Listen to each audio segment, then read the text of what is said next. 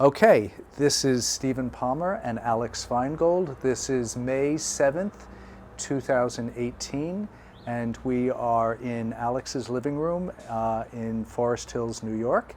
And we're here to talk about Alex's life a little bit and lead it into the Stonewall riots and the aftermath.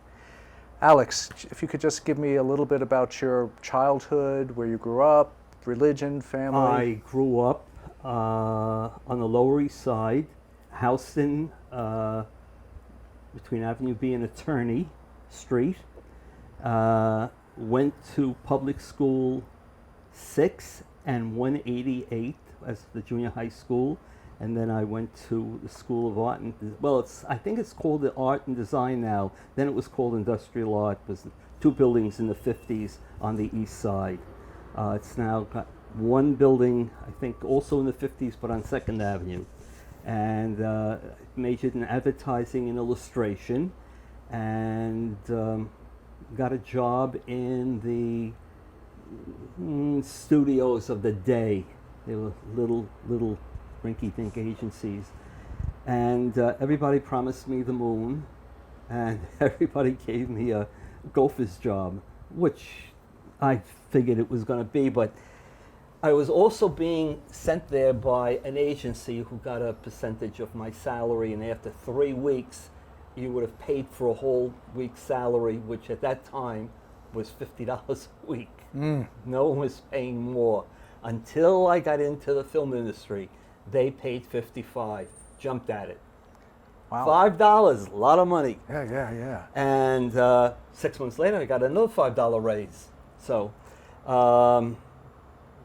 that was my school and the area that I came from. Then we moved to Brooklyn because they tore our side of Houston Street down, and they offered my father money and a choice of some apartments, and we went to look at them, and we wound up, subway stop was Euclid Avenue, which was at one point the last stop before you got on the Rockaway, the trains to the Rockaways. And it was very nice, very suburban. For a month, we couldn't sleep until somebody said, because it's too quiet. And if you could picture 1955, how much traffic there could have been on Houston Street, yet how much less there was on Sutter Avenue in 1955, it was night and day. So literally, they took in the streets. What year were you born? 38. 1938. Okay. Yeah.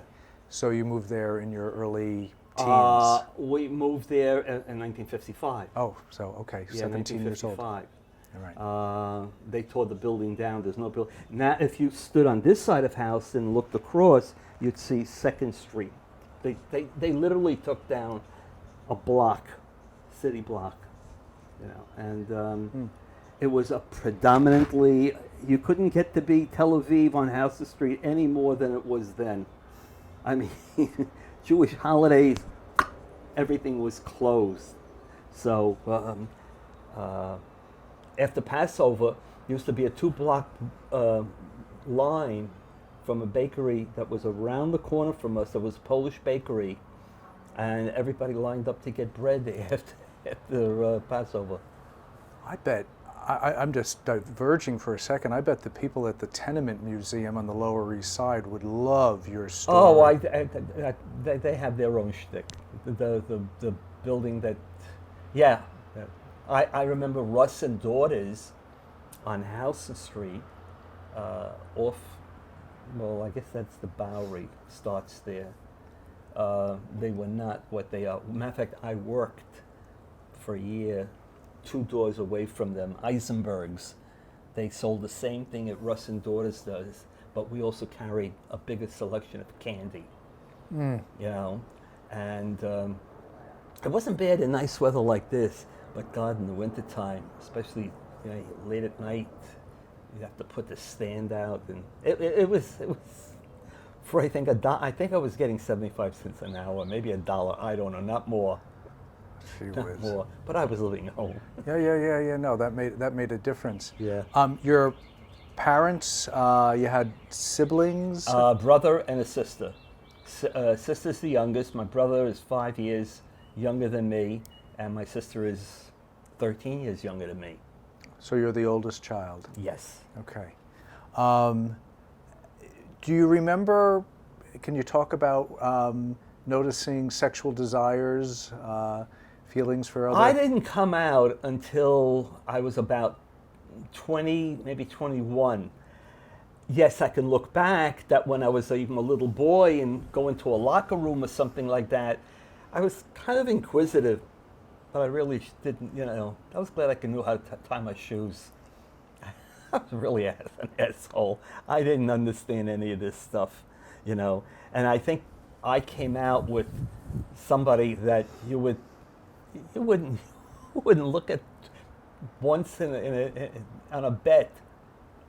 It just happened, and I wanted nothing to do with another male. Well, I shouldn't say that. I think as long as I had the choice to make, then it was okay. But if it was like pushed on me, no, I ran away from it. When you started noticing that you were attracted to men, how did you feel about that? Did it worry you? Oh, I couldn't remember that far back. I don't know. Honestly, I really don't know. Do you think anybody in your family knew, brothers and sisters, parents? No. So you weren't obvious? No, not at all. Not at all. Okay, all right. I mean, everyone I knew, all the gay guys that I knew were not obvious. I met a tenant. I owned a property on Greenwich Avenue. It's there today. It's something tea room on Greenwich Avenue, 106 Greenwich Avenue. And he rented space that was available. He was a baker. And he sort of brought me along in a cultural, way. And I was definitely very diamond in the rough. And Joseph got sick a few years ago. And he stopped taking his medication and he died. Of AIDS. Mm-hmm. Yeah. He was a very terrific guy. Went on a lot of vacations, and it's just one of those things. And anyways, no. He actually fell in love with me. I was one night in his house and he had made dinner, and he lived on 16th Street, right off on 8th Avenue. There's a Mexican, Ann's or something or other. Mary Ann's. Mary Ann's. It finally closed after all of these years. He lived above. Huh. Yeah. This was the late 50s or in the 60s? No. He became a tenant of mine in 78 or 79. That's when I bought that building on Greenwich Avenue. And yeah. So, and he died, this is 18, maybe 7 or 8 years ago that he's gone. And that was sort of like, the end of why I even went downtown. I really don't go down there anymore. I have nothing to go down there for. And I basically hung out the West Side bars, and I basically went to the Spike and the Eagle on 21st Street. Must have seen a pigeon. We're talking about the doggy running off to the terrace. To the terrace. I was going to say porch, but that would be a little rustic. No. Talk about the So you notice your desires are for other guys about 1958, 59 or so, when you're 20, 21? Yeah. What was it like being gay at that time, or what avenues were open for you, or how were you able to be with other people socially? That never bothered me. I just went and did what I wanted to do. The gay life per se had nothing to do with my life.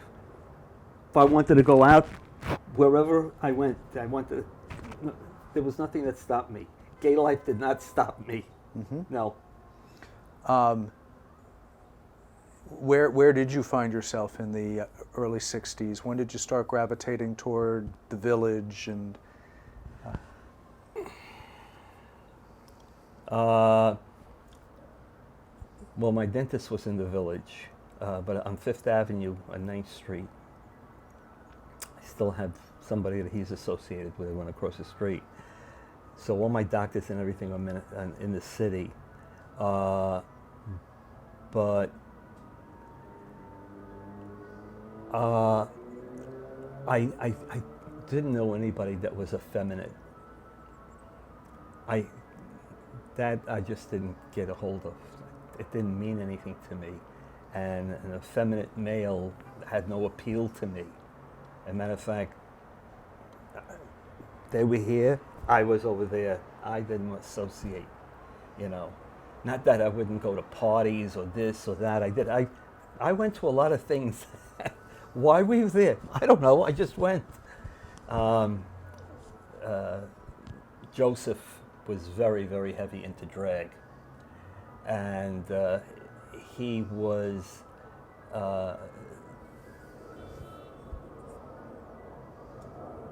well, he was, I don't know where the pictures are now, but he was very heavy into drag. Very, very, I mean, really top stuff. I mean, people that he introduced me to, a lot of men wouldn't even know that was a man underneath all that. But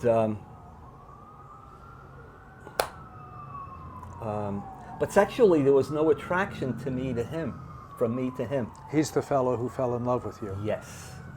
This came out one night when we were supposed to go out. Oh, God. And I had an inkling that he wanted to tell me something or say something to me. And we would sleep sometimes together because I would stay over the apartment. And we'd go to the Saint and places like that. And I also made a lot of good money. And so I paid for a lot of things that, you know, he couldn't afford. Like when we went to Hawaii and stuff like that, he paid for a ticket and I paid the rest of the way. And I didn't feel, I was glad to have the company. And if you knew Joseph opened a lot of doors. He was just one of those kind of people that through him I met a lot of people. And if I was a different type of individual, I probably would have clung to some of that, you know, but I didn't. It was fine while he was there. Me and them, no. Something didn't click. I don't know. You're talking about, when you say them, you mean sort of drag performers? Well, it did a whole gamut. He owned a flower shop, and he owned a jewelry, and he was a designer, and more of a professional gay echelon. You know, I was a professional. I was film industry. I was a designer. I worked with agency people. I worked with production people. I practically, even though I had an art director, I ran my own little show. And that started like in 1964, and then in '73, myself and 3 other people opened our own place, World Effects, and that lasted until the industry went kaput in 1986, or 1986, and that's when I sort of ran was in the industry for a while. I freelanced myself, but I felt I was working too hard, so I switched over to real estate. But I was doing real estate from '78 on. That's when I bought the property, so I started to learn, the lingo and what was what and who was who and all of that, and did quite well with it. Did quite well, And then in '64 I moved in here. This was still a rental at the time. And then I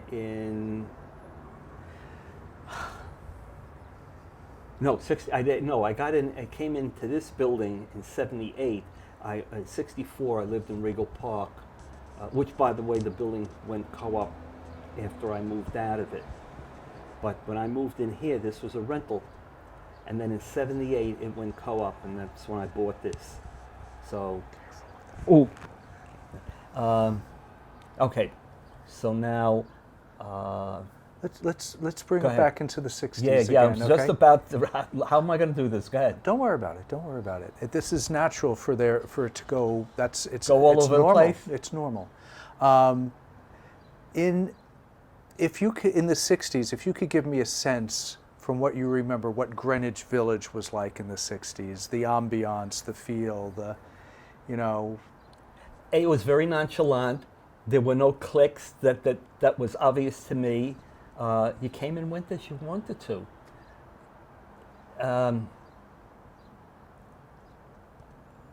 There were a lot more straight people, I think, going down there. They had the art festival in the summertime over at Washington Square. That was all straight. They came to buy,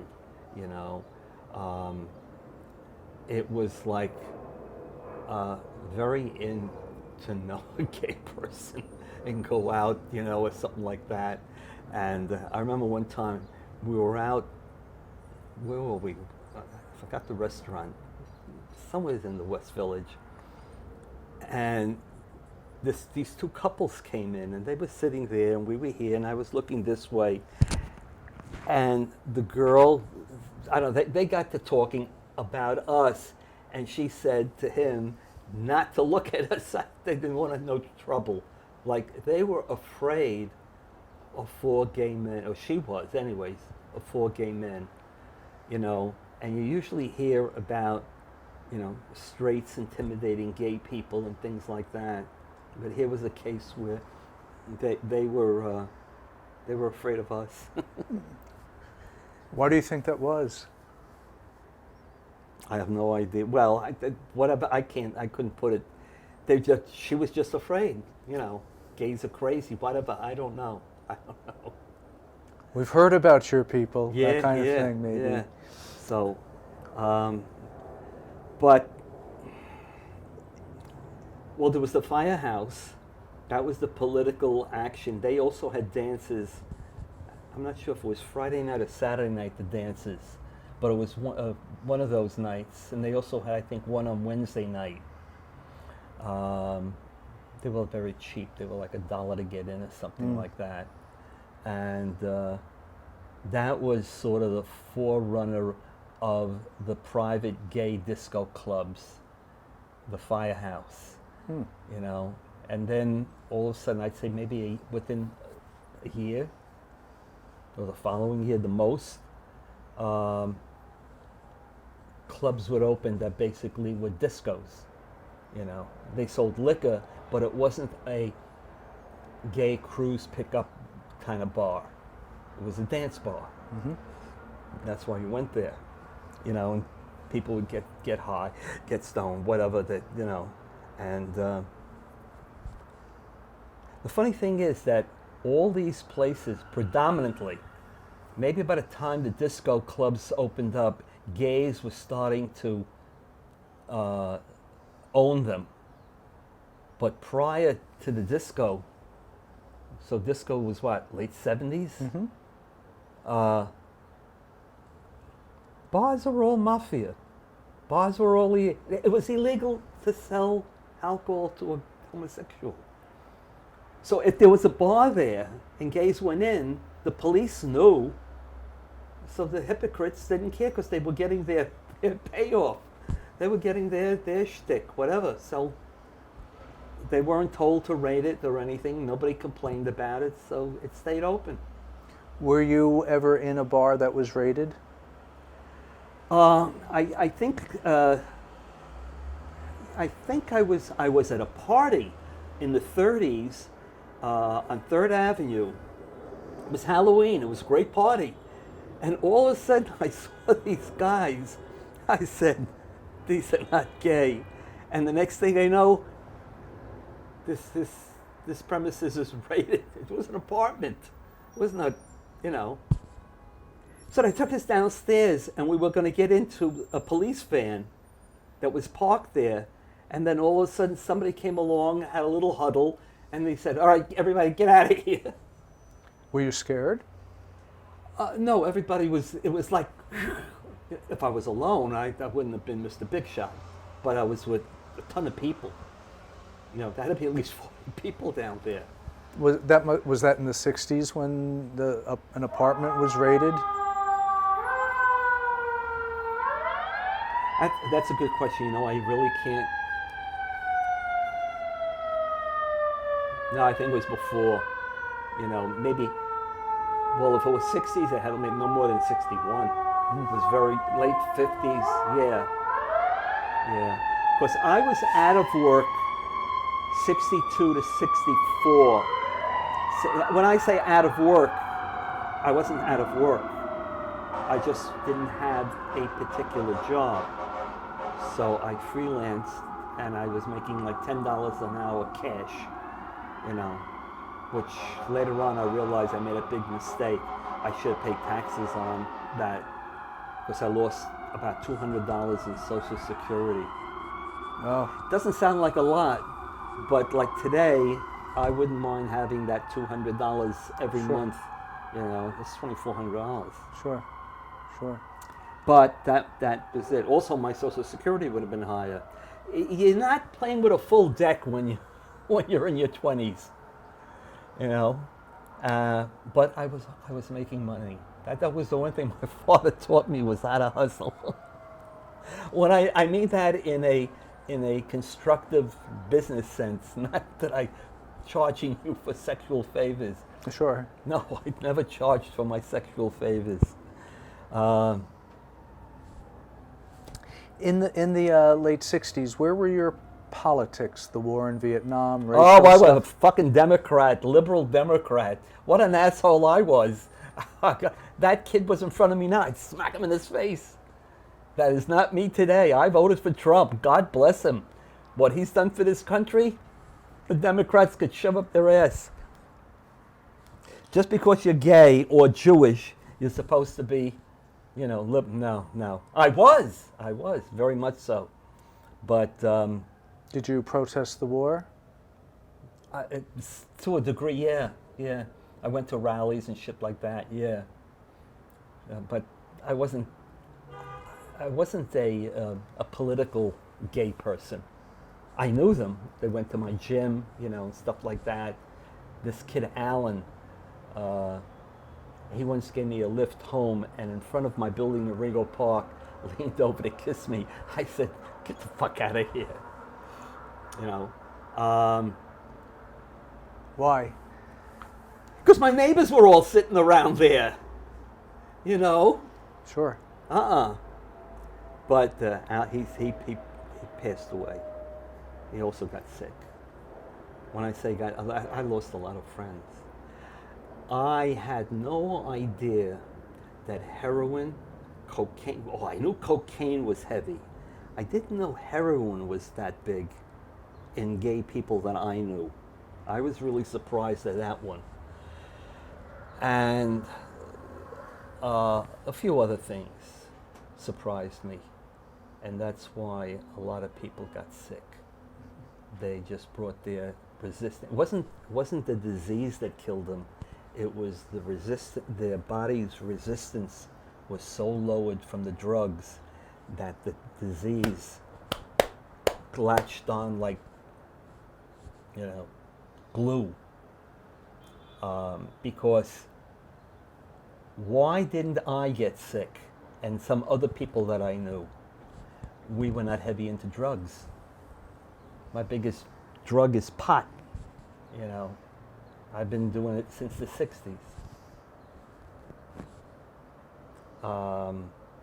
I have a cocktail. I drink beer. I mean, I do the low end normal. I also sneeze a lot. So people with cocaine didn't want me around them. Really. Alex, get away. Get away. That's fine. Pills, I thought, I tried them, but I get so whacked out, I said, I'm not even having any fun. I'm like a zombie. So I passed on that. I think saved my life. Because, as I said, I made money. So I would have had money to buy drugs. And that's the only thing that I could look at people that I knew that got sick and died. Why did this happen to them? And not to this bunch? Because they didn't do drugs. They went to everything else they did. All the bathhouses, all the bars, all the other fringes we participated in.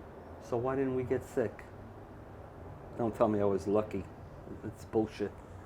So the only thing that I came to a conclusion, and some people that I know, was the fact that none of us participated in such heavy drugs that we lowered our resistance. So when we did come in contact with somebody that was HIV positive, we didn't get sick right away, you know. And it's not like some of my people I know, they out of a 7-day week, they had 5 days a week sex. They couldn't go to sleep unless they had sex. But that wasn't me, you know. So let's bring it into the period around Stonewall. Okay. What are your memories? Where was your proximity? What did you know about Stonewall? it was a bar. Nothing better, nothing worse. Did you go there? Yeah. Oh, yeah. It was a fun place. It had dancing, and it attracted a crowd that I found myself, you know, capable of going to bed with, you know, that type. There was a smattering of drag queens. There was all kinds of bullshit. There was a lot of kids using drugs, you know, but it didn't matter to me. I was not anti-drug. You know, if you were using drugs, you were using drugs. That's your business. That's all. I, by all rights, should not have been there that night. I was at Reese Park the week before and met someone on the beach who drove me home and wound up leaving his wristwatch on my nightstand. And I didn't find it until he left. And I guess he didn't but anyways, I gave him my number, and he called me. And I said, yes, I got it. Blah, blah, blah, blah. I thought he was coming to get it. No. So he said he was going out Friday night. We spoke during the week. And normally I don't go out Friday night because Saturday I go into the city and I meet my 2 workout partners, and we work out at Sheridan Square. And by noontime, we're starving, and we go over to Sutter's.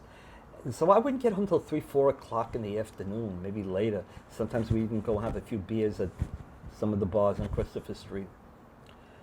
And gave him his watch, and maybe it was about 10 o'clock.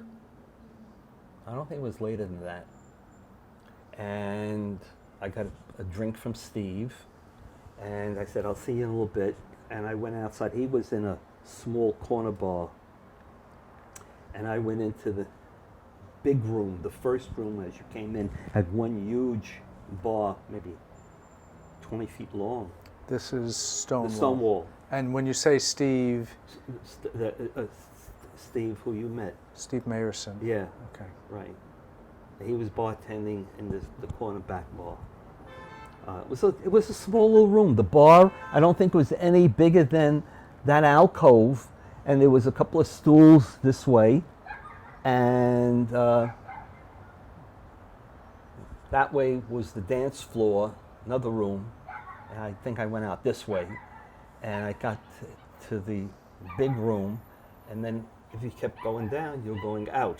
So that was going towards Christopher Street.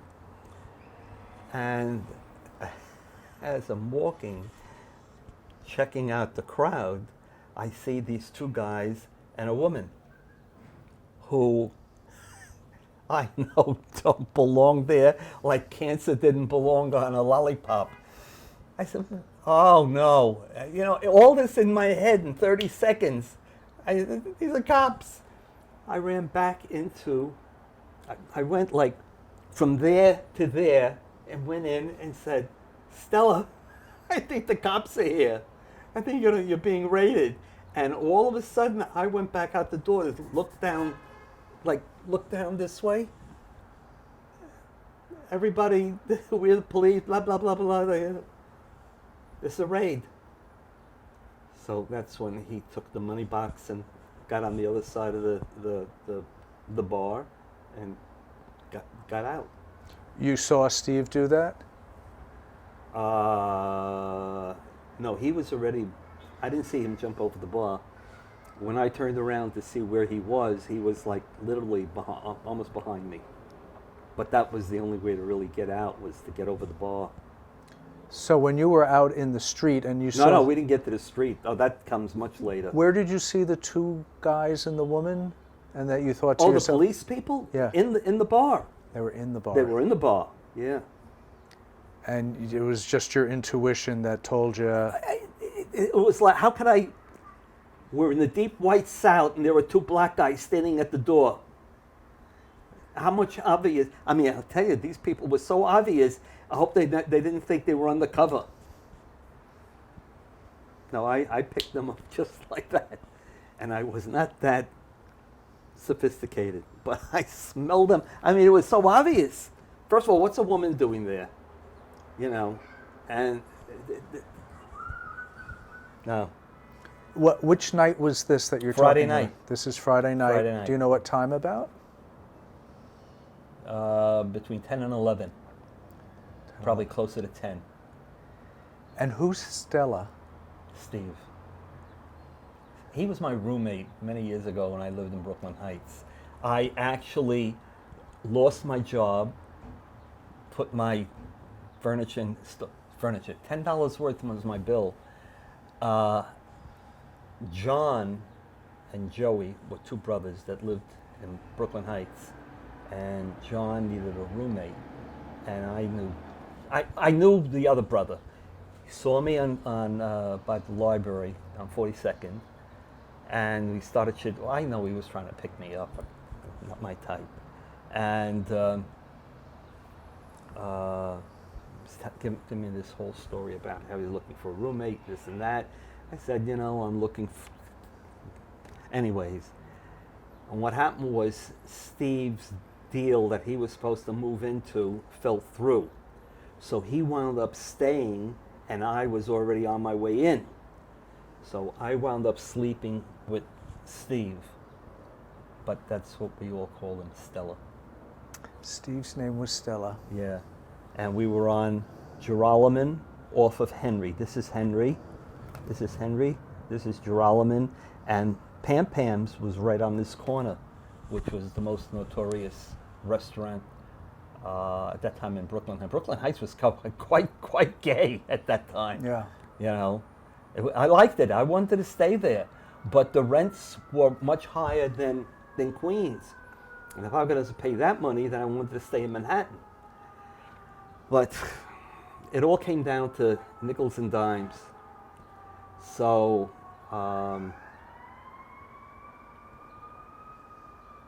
well, I lived also on Willow Street. I had a boyfriend. You know, I had very bizarre relationships. let's head back to the Stonewall for Yeah, a minute. let's go that back. moment. So you told Steve Mayerson, it looks like there's going to be a raid. Right. And he responded immediately? Like it's like I'm talking to you here, and then I'm going like this, and then I'm looking out to see what's going on over there. So what he did between the 5 minutes that I told him, and that's when he came out from behind the bar.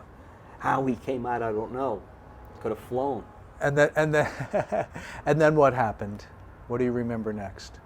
Oh, we started to make our way. Oh, okay. There was a guy who I had met through a neighbor of mine who was his boss at work, on a job. Steve's boss. No, No. this was I don't know the person's name. Let's call him Billy. And I said to him, I don't know what I said to him. The next thing I know, he says to me, I don't have any ID on me. I says, okay, just stay cool and let's see if we just get past it.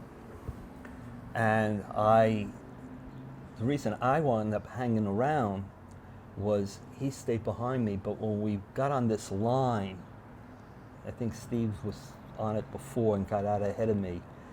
The coat room was over here. The front was over here. And they got me first, and I did have my ID. And he said to me, okay, get out of here. And I went. But this other kid, when I said, let's call him Billy, had a wise mouth the cop.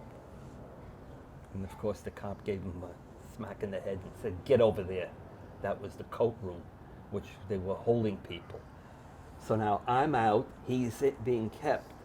So I wanted to see what was going to happen, if he was going to be arrested or what, and then call his boss, who lived in Regal Park near me. And they wound up letting him go later. So that never happened, but I was in the street wandering around just. That's when I saw, they threw pennies and little pebbles from the park across the street at the window, at the Stonewall. And then at one point somebody took a can of fluid, a cigarette lighter, sprayed the door, that caught on fire. Then they closed the doors. Because they were throwing rocks and pennies. They were using pennies. And Who was throwing? people. Who those people were, I have no idea. Were they folks who had been in the bar prior? I don't know. Stonewall? I don't know. I would imagine, but I don't know. There was so many people milling around. That was another thing. Normally, if you're familiar with any police action, they always tell you, keep moving, keep moving. They don't let you congregate. Well, I can understand why. Because in less than a half hour, you had a couple of hundred people out there. People passing by, people coming out of the bars. It was just a mob. And when you get all kinds of mixed breeds in a mob, trouble's going to start. There was a police van, there were 2 police cars, they started rocking them. I mean, what happened was really amazing to me. I said to myself, why the fuck is all this going on? But it did. Did you participate at all? No, I was a spectator. I wasn't going to get hit and get knocked on my ass. Get out of here. For what? No. The next day was pretty scary. They had this tactical police force each one of these cops had to be over 6 foot tall, with these big plastic shields, and it was like, they went from one side of Christopher to the other, walking up, no, that wasn't Christopher. Yeah, Greenwich Avenue was that way, and they were coming down Christopher Street, right off of 6th Avenue. And, subway. And he said, cross the street. And that was it. And I got away because I didn't know if this guy's going to swing this Billy stick and I wasn't looking for a split head. No, no, no, no, no, no, no. How long did you stay around and watch what was happening out front? Oh, once I got past them, I just kind of circumvented it. I was down there for a couple of hours. You know, it was basically at that day. That was Saturday, so they had a police presence in the bar, but the bar was open. It said raided premises. Police used to like to do that. It didn't bother me. I went in. You know. Was Stonewall open that Yes, Saturday night Yeah. for business? Hmm. But they couldn't sell liquor.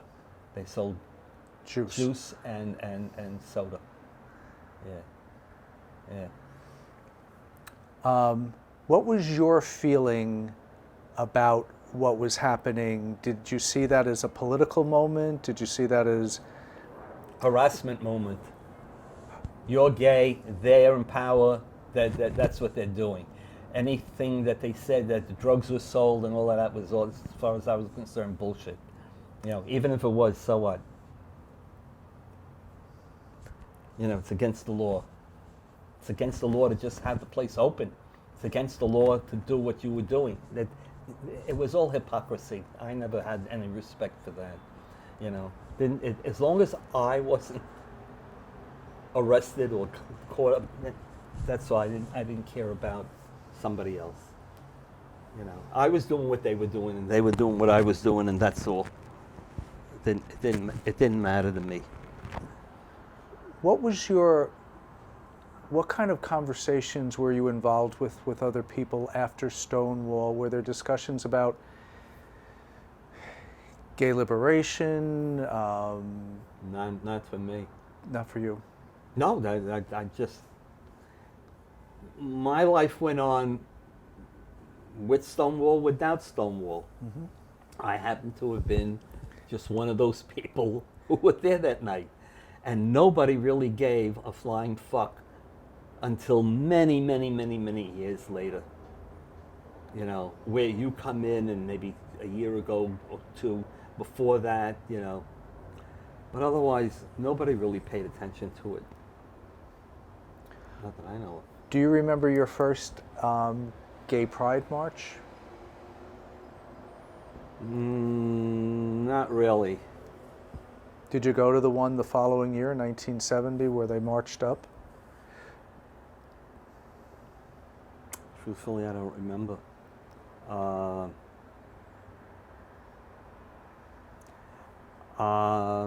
Probably not. Probably not. I would say I didn't get involved in any kind of marching until sometime in the 70s, you know. And then I think I was there more like a spectator than a participant. That was me. Did you have any feelings or thoughts about the GLF, the Gay Liberation Front, or the Gay Activists Alliance? I supported SAGE. I,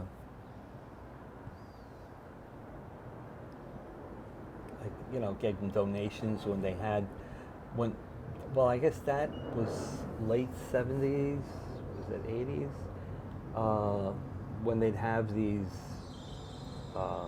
big benefits for AIDS, I went to that. I supported that.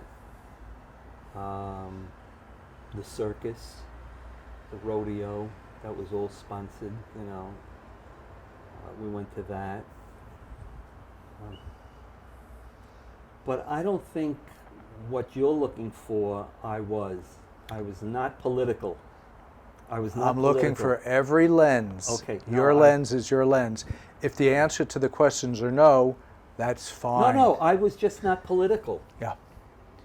Were you interested in the counterculture at that time? The hippie movement, Woodstock, the Fillmore East, any of that?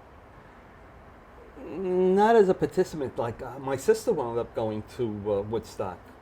I went to the Saint during that when they were up Woodstock. I was at the Saint. Well, the Saint actually at that time was the Fillmore East. It Yes, became the Saint that's later. right. No. That time already was. I'm pretty sure it was the Saint. Woodstock was 69. Yeah, okay. And it was the Fillmore East until June 71. And then the Saint opened up in the 70s. Oh, okay. So then I didn't go there until 71, maybe. Okay. When you think of Stonewall now and it becoming sort of this historical moment, sort of the beginning of gay liberation, what does that mean to you? How do you view that? Since you were there, and you can be cynical. I saw the look on your face. That's completely fine. It's fine. I didn't go to the Stonewall then or now or right after for any reason other than to pick up. If there was people there that I knew, I would talk to, have a drink with, and leave. There were times when it was a fun place, and there were times when it was a drag, and I'd leave, go somewhere else. At that time, there were a lot of bars, clubs in New York City, especially in the Village. I mean, I could go to a dozen different gay bars within a 10-block radius. What was your other favorite gay bar at that time? Oh, at that time, well, I went to the Eagle starting around 71, 72. That's because now 71, 72, maybe even 73, because I was a member of Sheridan Square, and Sheridan Square was like, you talk about, give you an example. You were going into the locker room, and there was this pass-through, and there was a coat rack. And this is one day on the rack had to be, and I'm not bullshitting, 20 bomber jackets. Some in green, some in blue. Those were the two colors that they came in, with the fur, sort of very tight fur kind. I mean, I think I came out and I said, there must have been a fucking sale at the Army Navy store on the corner. So you had jeans, the jacket, the T-shirt. That was it. I remember one bartender saying to me, Alex, if your pics get any bigger, you're going to scare guys away. And this was a bar in Queens, on Roosevelt Avenue. It was called Billy the Kid. It became Friends afterwards, right? Who? Billy the Kid became Friends. Yes! Oh, right. I used to go to Billy the Kid and the Magic Touch in the 80s. Yes. I didn't like the Magic Touch. I did. It was trashy. No, it wasn't. First of all, I'm not into Spanish. No offense. I have Spanish friends, but I'm just not into them. Sexually, you are. Sexually. I'm not into blacks. I'm not into a lot of things. I'm not into Jewish guys. Really. My husband's Jewish. I know. Stevie told me.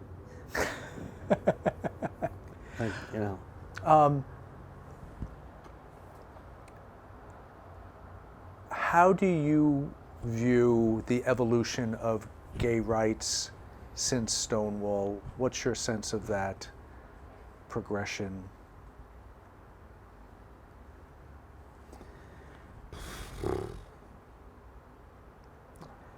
Are we in a better place? I'm a little surprised that it's taken off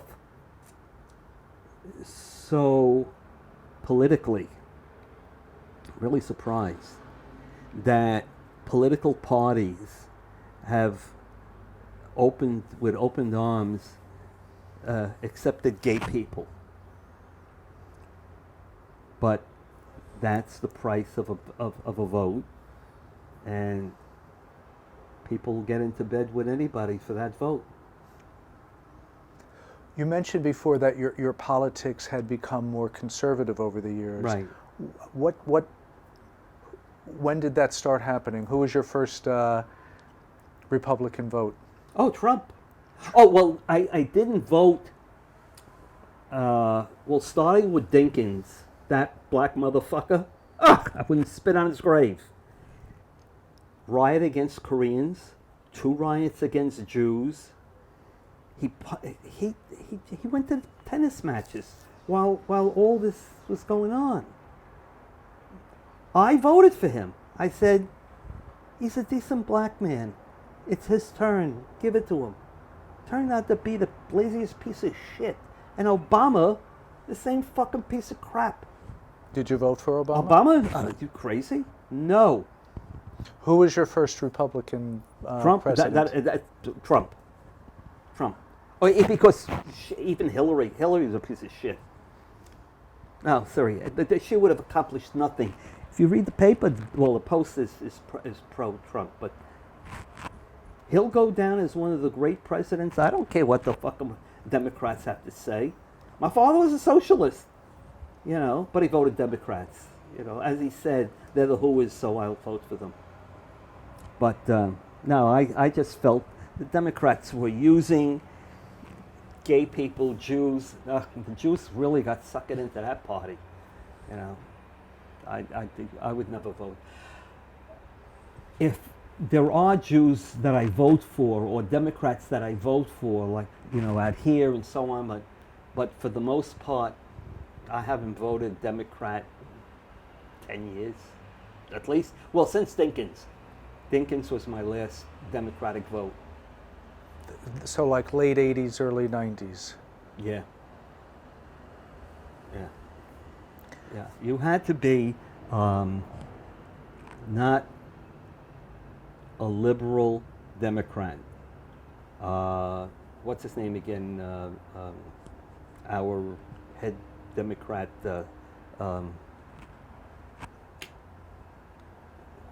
Governor? No, that piece of shit. I didn't vote for him or his father.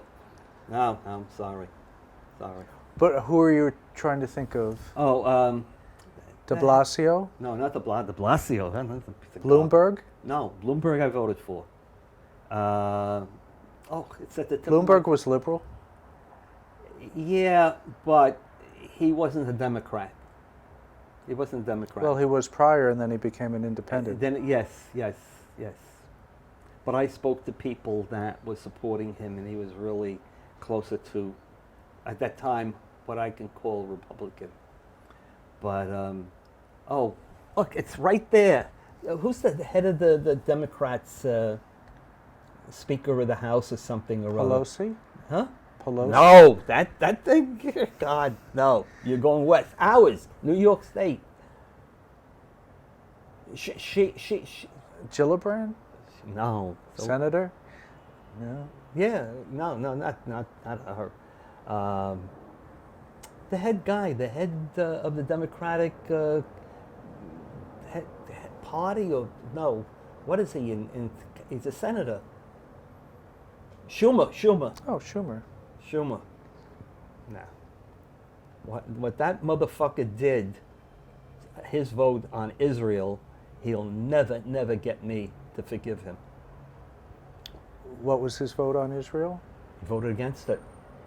He voted with the UN people. I can't exactly give you the specifics, but when he did that he could be laying in the gutter bleeding to death. I walk over him.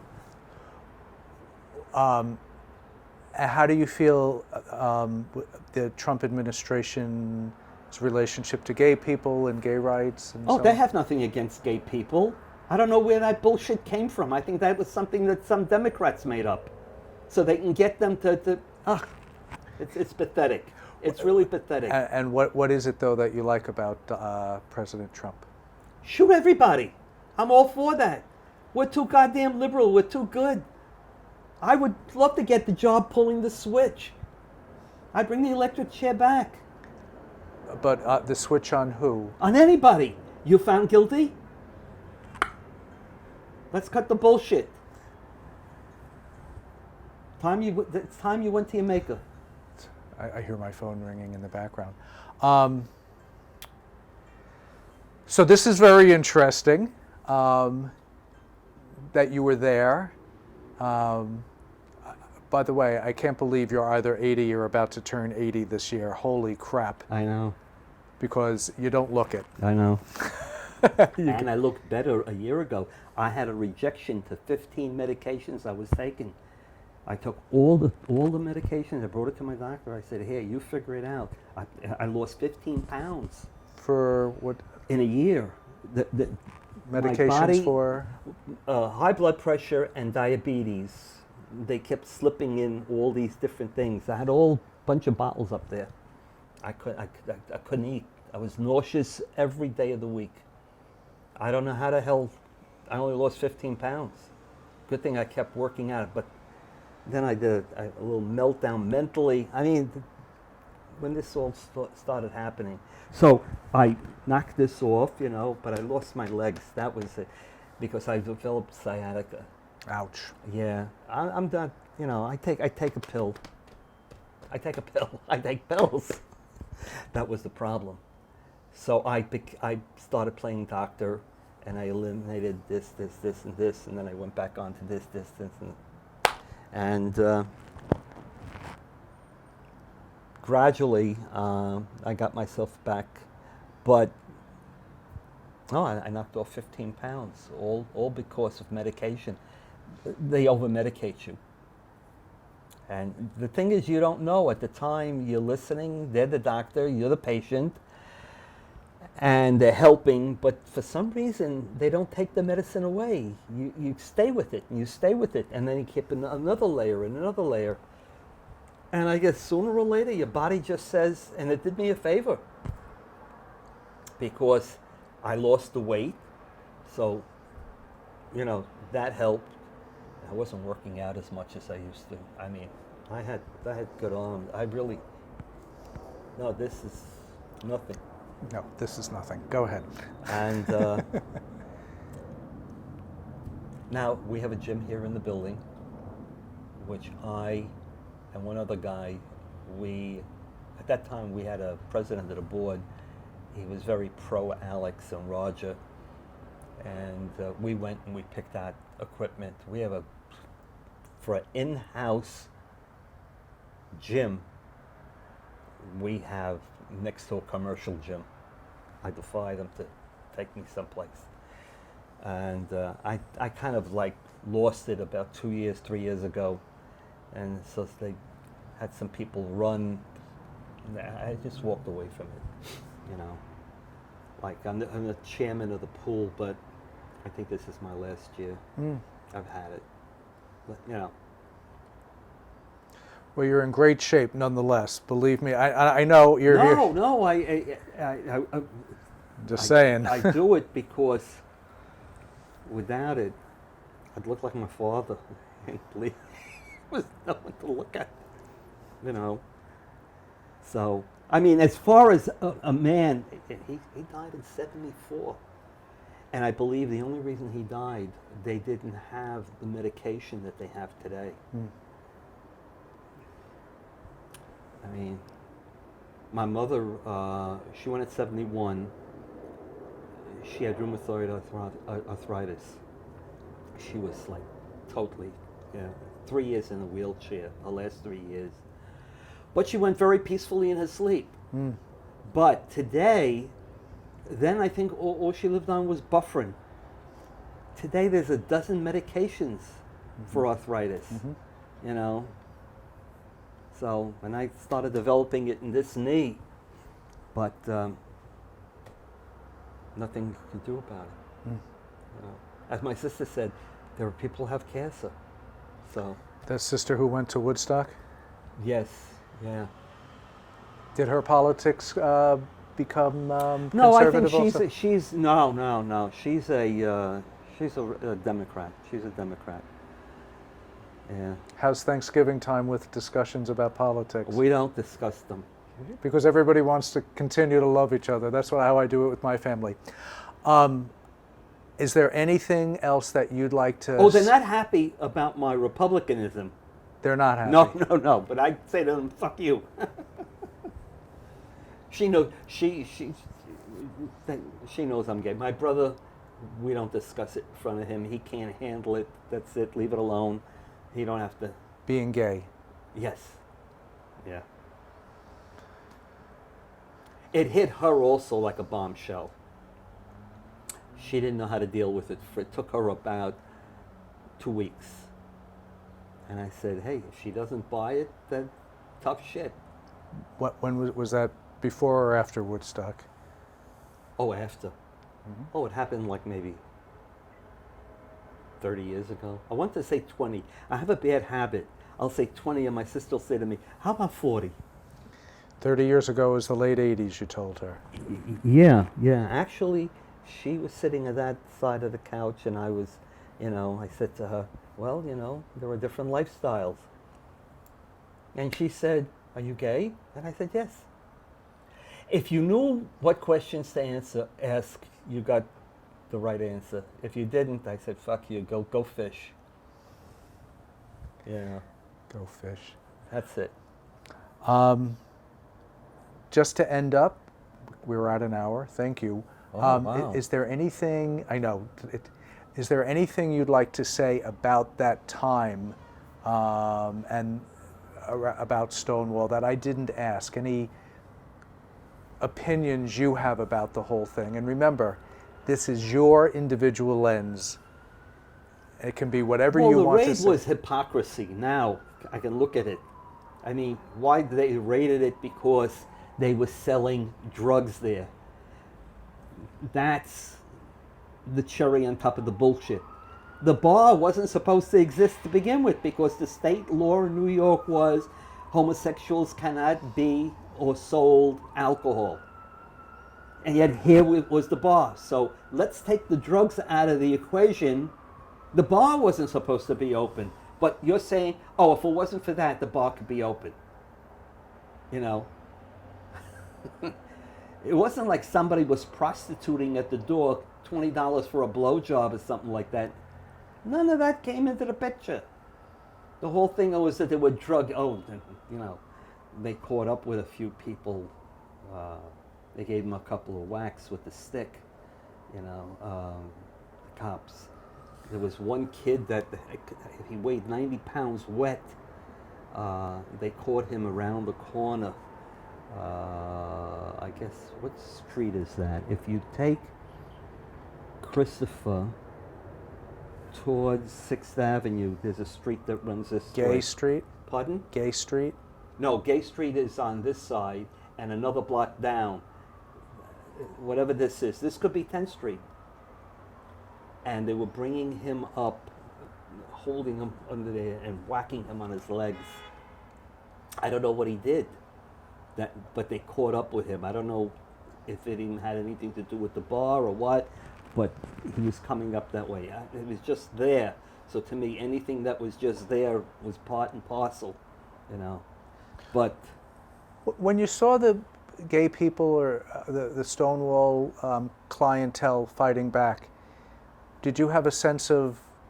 Oh, I was like, wow. And then it was a bunch of drag queens that were doing it. It wasn't the quote-unquote butch guys.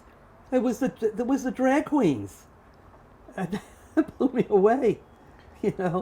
That's what we talked about. We talked about that. That was surprising. That was like, wow. What memories do you of drag queens? Oh, no. It had nothing to do with them. No. It was like just something that happened. Oh, gee, it was a beautiful day today. That's all. The fact that it was raining doesn't mean it was a beautiful day. That when the rocking of the paddy wagon, that was, like I said, they let the crowd get out of hand. And the cops that were inside barricaded themselves inside there. When they put the lighter fluid on the door, they set the door on fire. Did the fire engines come? I don't remember that. They may have. I don't remember. I don't know even how they put that out. So maybe somebody threw a glass of water. I don't know. Because I didn't stay in front of the bar the whole time. I walked up to 7th Avenue. I walked this way. Then I came back and I went down the block. It went on for a good 2 hours.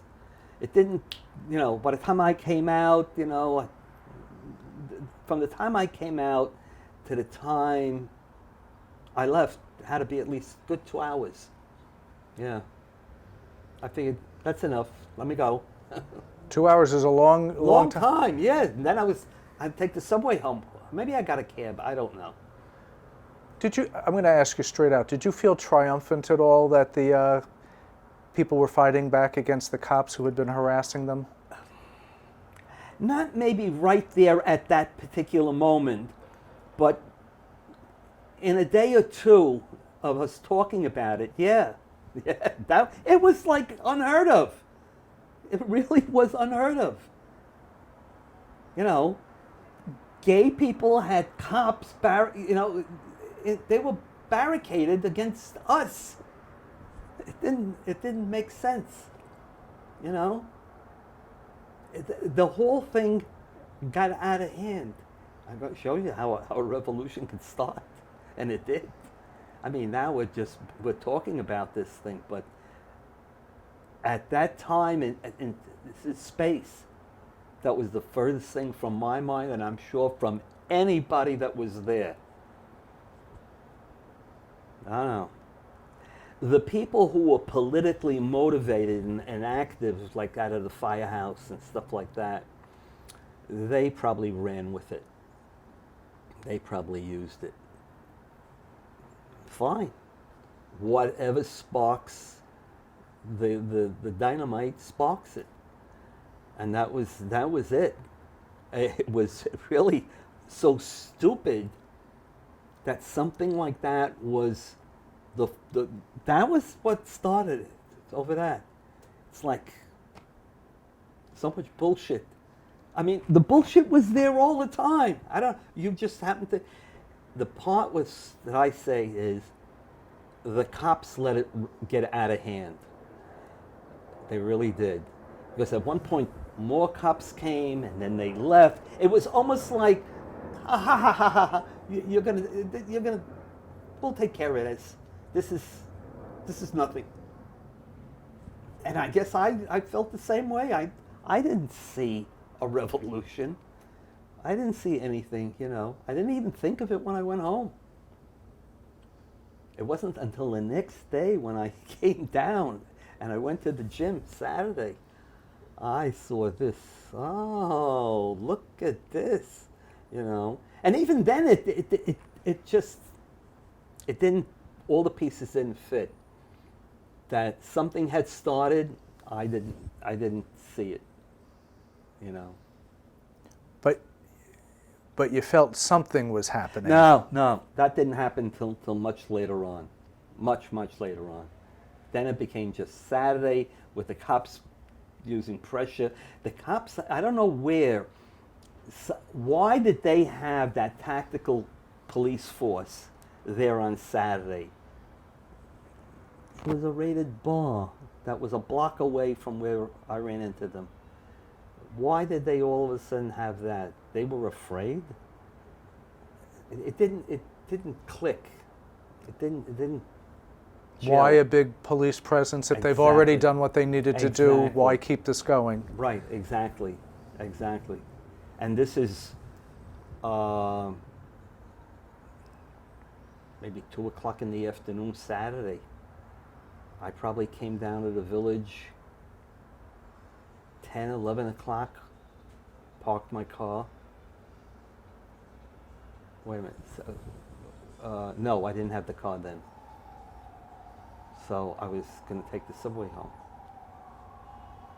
But I think we ate or we were going to eat. That's where I'm running at. It's the time element. But no, it was not in my head. I didn't put pieces together until much later, and then I didn't see it as a revolution, not at all. I don't know. No, I don't know what triggered politically. I think you had to be politically motivated at that point to continue it on. I wasn't.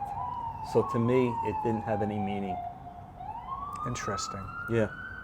You know, I guess the conventional wisdom about it was that the cops had been raiding and harassing people for so long, and this Right. particular night it was just like, for whatever reason, Right. enough. Right. Well, yeah, but see, I'd like to agree with that enough, but I don't see that happening. But it happened. What motivated it to fester from Friday night to Saturday to beyond? I don't know. There was definitely someone around at that time who I just was not aware of, who was politically savvy, or they were savvy in some way that they could make this thing go. And they did.